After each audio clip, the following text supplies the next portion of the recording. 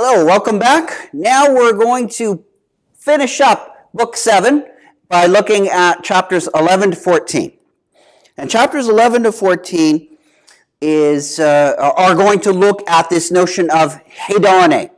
And Hey Donnie is roughly translated as pleasure. But again, be careful, because the English word pleasure has all its connotations, and don't let the English word pleasure and its connotations do all the work for you when you're trying to understand Aristotle's term, hedonic. Hedonic, by the way, that's like hedonic, where we get the word like hedonist or hedonism. But so it's roughly concerned with what we would call pleasure. But again, be careful about it. So Aristotle, in his typical fashion, what does he do? He talks about, well, hedonic is an important part of life, no question. But once again, what does it mean? What are we talking about? And every time Aristotle does this, introduces a term or a term that's already in the public's discourse, he says, well, let's see. What does the public think about it? We've seen it with a variety of terms from eudaimonia on. Same thing with hedonic. So what do people think about it? Well, Aristotle says, look, some people say that hedonic, no, that's bad news. That hedonic is not a good at all. So don't include it in part of the notion of eudaimonia or anything. Not a good at all. Other people say, well, maybe some hedonic, some pleasures are good, and some certain aspects of hedonic are not. So there's a bit of a middle position. Some people say that, well, hedonic, yeah, that's a good, but it's not really all that important. It's certainly not the highest good. So Aristotle then, he examines in his typical fashion. He says, okay, well, let's see. Maybe there's some truth in some of these, or maybe not. Let's see. So he plays linguistic philosopher, kind of sociologist, again, and he examines them, but he ultimately rejects these kinds of views. But nonetheless, what he does take is that, look, hedonic, this notion of hedonic in life is connected with eudaimonia, our old friend eudaimonia. That, remember, that's the whole point of this book, is to figure out what this thing is. Of course, Aristotle says that people do make some link. Aristotle also introduces another term. It's been briefly mentioned previously. It'll play more of a role in Book 10. So it's a notion of kind of like blessedness or whatever, this makarios. And makarios will play more of a role connected to eudaimonia. So things will develop a little bit along that line. But just for now, this is kind of like a state of blessedness. Aristotle mentioned it back earlier in around Book 4. And it'll play a bigger role in Book 10. So, all right, so Aristotle says, we're talking about hedonic. We've looked at what people think about it, and as I mentioned, Aristotle has a couple of different versions of his notion of what he thinks hedonic is. You could either call them different theories, or you could think of as Aristotle as putting forward a particular view of hedonic here in Book 7, and then doing a little bit of analysis of friendship, which he'll do in the next couple of books.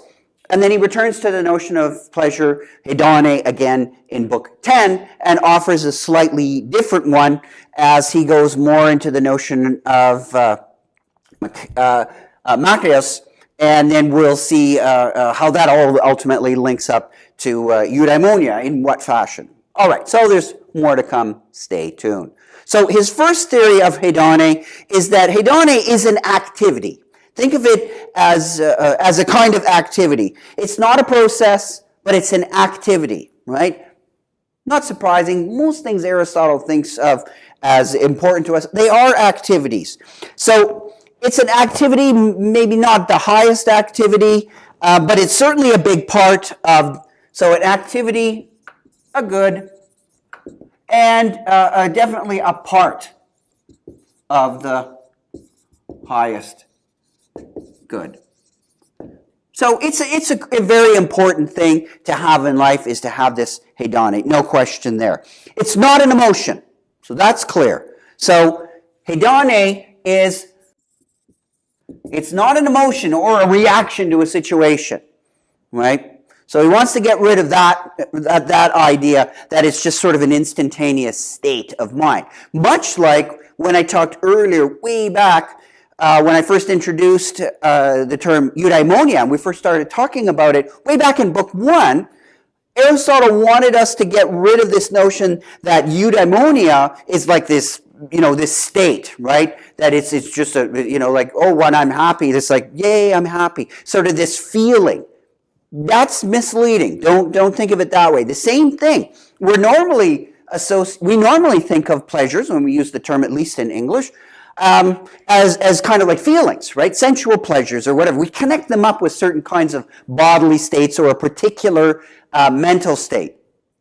That's not totally irrelevant, but don't totally assume or just completely compress the notion of Hey Donnie into, oh yeah, like the Hey Donnie of eating a good, eating something that's really tasty or something like that. That the pleasure that is associated with eating a food that you really like.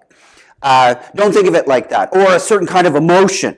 No, those are the wrong ways to think of Hey Donnie, at least according to Aristotle. So it's not an emotion, it's not a response to a situation, it's a kind of activity.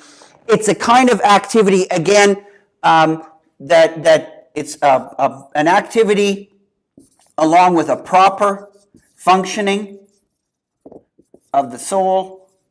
So the suke, remember the suke, this notion of a soul, it's got to be functioning properly. Pleasure is a proper functioning. It's an activity of what Aristotle sometimes calls a characteristic condition. This seems a little more abstract than it is, and I'll give you an example in a moment here. But Aristotle also says, things like disgraceful pleasures, those are not true pleasures. So things, you can use your imagination about what disgraceful might be, but Aristotle wants to remove those from the notion of what he calls true pleasure. So you can think of maybe something like the term enjoyment would be a wider term than what pleasure is for Aristotle. So Hey Donnie, yes, you would enjoy your Hey Donnie, but everything that you enjoy is not Hey Donnie, right? So you can enjoy all kinds of things. And we know that, right? People enjoy all kinds of things that we would say you shouldn't enjoy. That's wrong. You shouldn't like that. Like my example way back at the beginning, where you tell a small child that is, doing something ghastly, like killing insects or pulling legs off spiders, and they like it. You say, hey, you're enjoying that, yeah, but you shouldn't take pleasure in that. So that even the Hey Donnie there that we're talking about is circumscribed. It's like it's within this sort of larger thing of pleasure, but it's a larger thing of enjoyment, but it's a specific kind, and it's got kind of a moral connotation to it, and it's not just anything goes, as Aristotle would say. So these disgraceful pleasures are not true pleasures, and so what would be a kind of an example according to what Aristotle's getting at? Well, roughly you could think of, and I'll use, example for myself, the pleasure that you have in reading and thinking. That's an activity of soul, right? And it's something that, you take a pleasure in it. That's a certain kind of Hey Donnie. It's a proper activity, maybe not so much a natural one, but we learn how to do it. And it wouldn't really have necessarily a kind of excess to it.